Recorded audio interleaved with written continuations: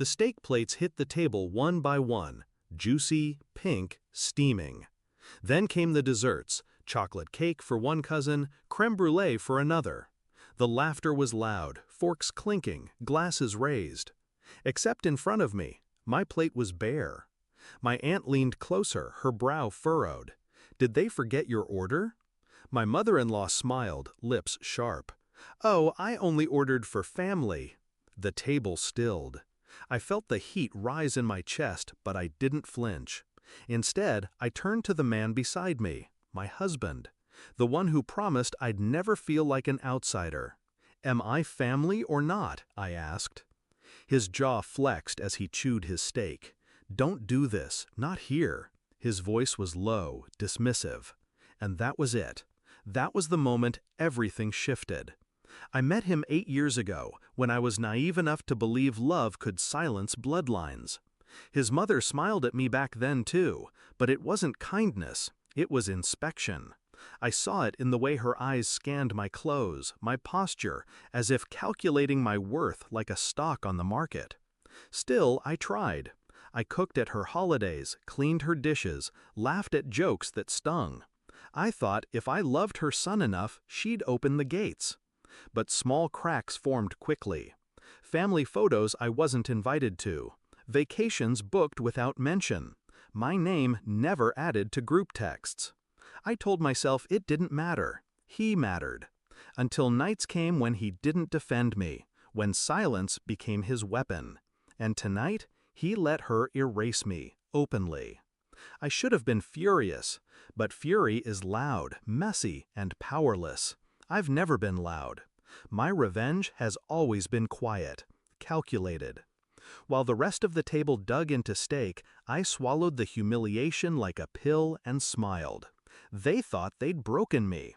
They thought I'd sulk, cry, beg for a scrap of belonging. But I was already planning.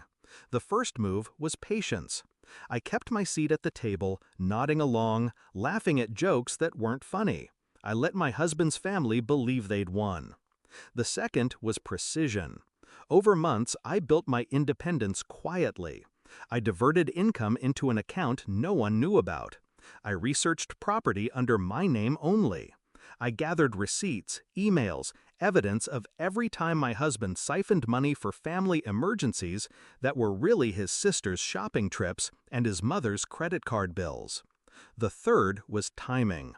I waited until my husband's business, already fragile, needed one final investment to stay afloat, $100,000. He came to me, eyes tired, voice rehearsed. "It's for us," he said, "for the family." And that word, family, cut deeper than his mother's smile ever did. I signed the papers, but not the ones he thought. Not an investment. Divorce. Filed quietly, assets frozen, bank accounts split. I left him holding the weight of debt, his mother's expectations, and his own silence.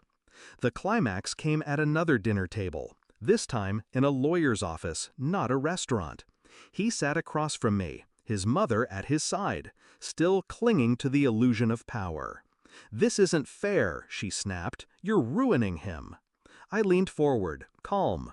"You ruined him when you taught him loyalty to you mattered more than loyalty to me." Her face went pale. He didn't speak. He couldn't. He knew I was right.